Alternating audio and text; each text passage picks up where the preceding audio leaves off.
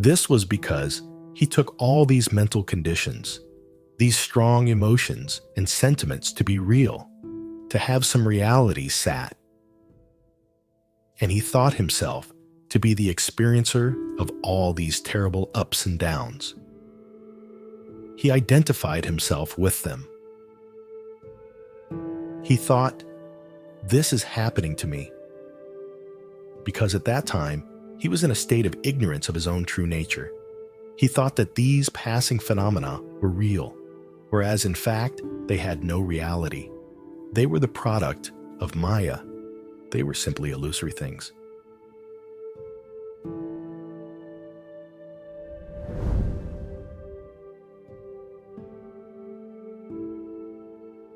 Arjuna's Delusion by Swami Sivananda.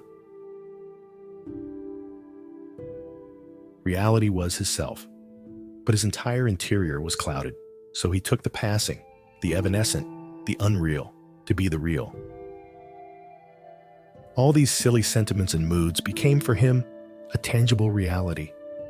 And his own reality, which is always above and beyond, the eternally pure, eternally free, of the very nature of Ananda, was to him a myth.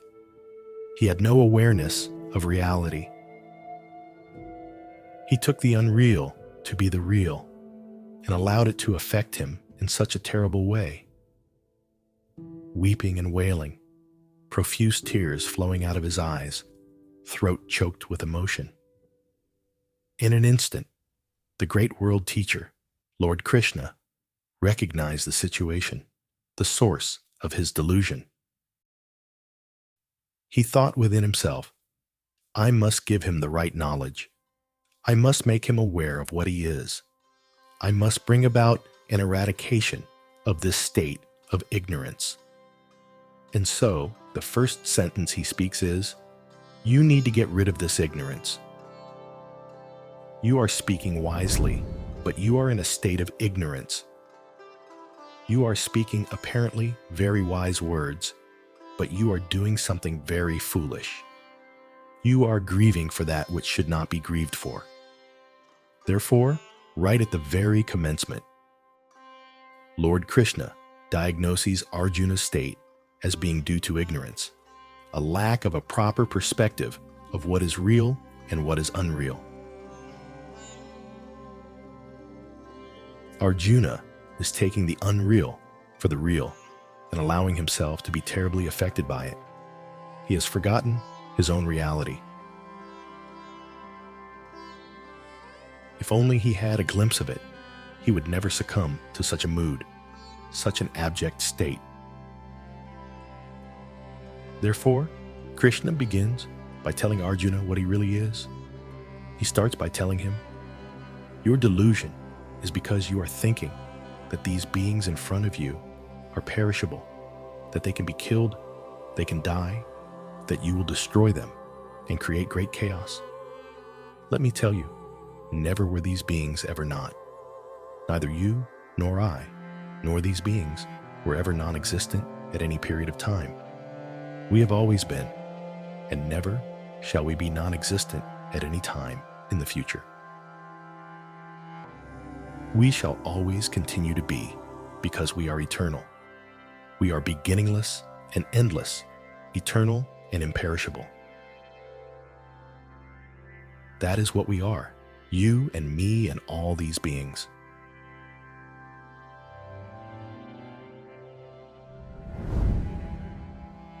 All these beings are eternal sparks of divinity.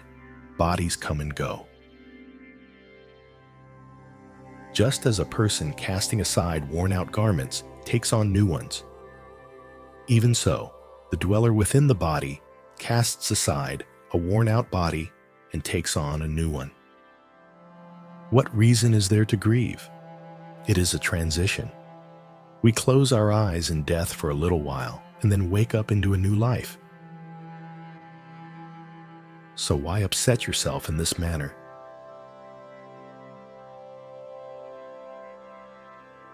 Thus, in ever so many ways, he brings home to Arjuna the central truth of Vedanta, the immortality of the inner spirit, the imperishable nature of the Atma Tattva. Nothing can happen to it. It can never be put out of existence. Arjuna asks many questions. All the questions are answered, and his doubts are cleared. Again and again, the necessity of being firmly established in this knowledge, if one really wants to succeed in life, is brought home. Otherwise, one will be at the mercy of every little passing experience that afflicts one. Experiences descend like waves battering someone who is trying to swim across a storm-tossed ocean. This is inevitable. This is the world of the pairs of opposites and ever-varying experiences. The pairs of opposites are always there. If there is day, there is night also. If there is joy, there is also sorrow. If there is pleasure, there is also pain. If there is success, there is also failure. It is inevitable.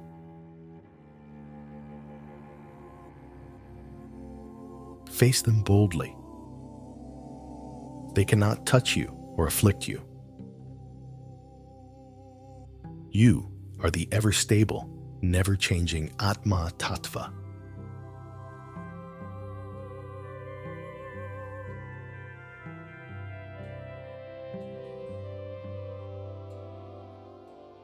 One who has thus realized, who has become established in this inner state, him nothing can touch.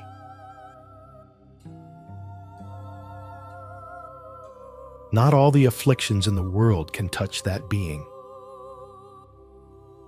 Be in that state, ever serene, ever untouched, ever calm, ever stable.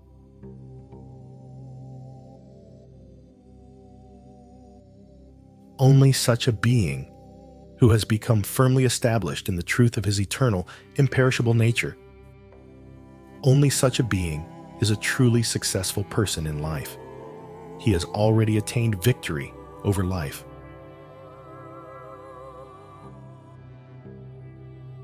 Life cannot devastate that person. Life cannot shake up, agitate, confuse, or delude him. Life can come and go. He will remain ever stable, like a rock, knowing that all things are passing except the self within. Everything here is perishable, evanescent, transitory, subject to decay and dissolution. The being who has seen this realizes the pettiness of all desire, the uselessness of all things, the foolishness of running after pieces of glass when a priceless diamond is his birthright. Those who do not realize this take the unreal for the real.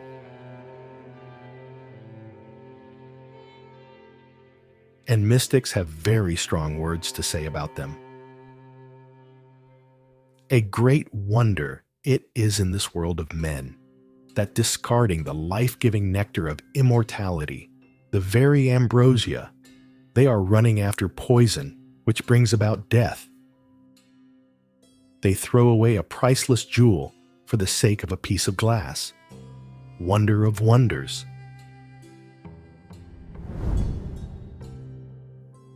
When this folly of running after these petty, perishable things dawns upon a person of deep reflection, then that person clearly sees that his foolishness is no good. When we are the essence of, part and parcel of that knowledge bliss absolute, how dare we manifest ignorance in our life?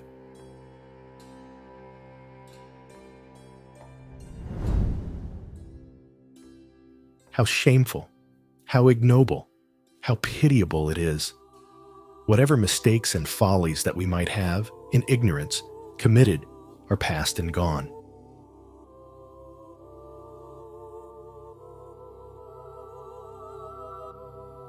We should once and for all forget them. We should now firmly resolve not to commit them in the future. We should endeavor to be always alert, awake, and vigilant at every step, at every moment, at all times, and in all circumstances, we should endeavor to keep ourselves armed with discrimination and sublime thoughts.